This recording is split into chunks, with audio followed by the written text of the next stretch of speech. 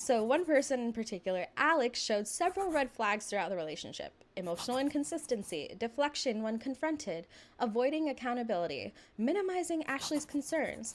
All of these behaviors indicate avoidant coping mechanisms. When someone feels uncomfortable with intimacy or responsibility, they create distance instead of actually addressing that issue. And then Ashley's reaction to that was not any better at the wedding.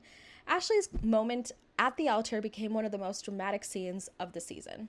While her frustrations were really understandable, the delivery leaned heavily into public shaming, and instead of addressing the situation with calm clarity, it became somewhat performative, calling out Alex's behavior in a way that was clearly meant for the audience just as much as it was meant for him.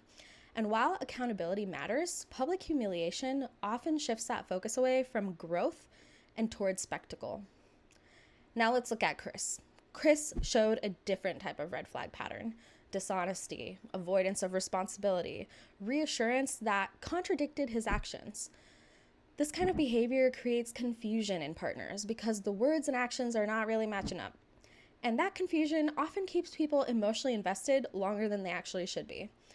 And Jessica's reaction was a little different than Ashley's, mostly said nothing. And silence can be powerful, I'll give it that. Sometimes it's the healthiest boundary that you can set. But there were moments where the silence here felt less like closure and more like subtle form of ridicule or minimization.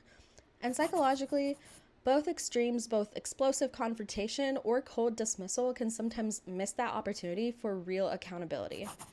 Reality TV has normalized something really interesting: public shaming as entertainment.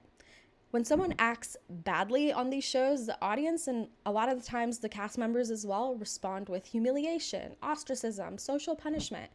And while the behavior may actually deserve this criticism, psychology tells us something really important.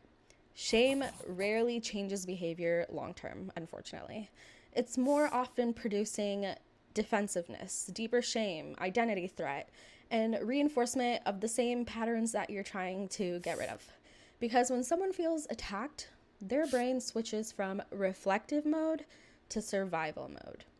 And shows like Love is Blind give us really fascinating case studies in real human behavior, but they also reveal something about our culture.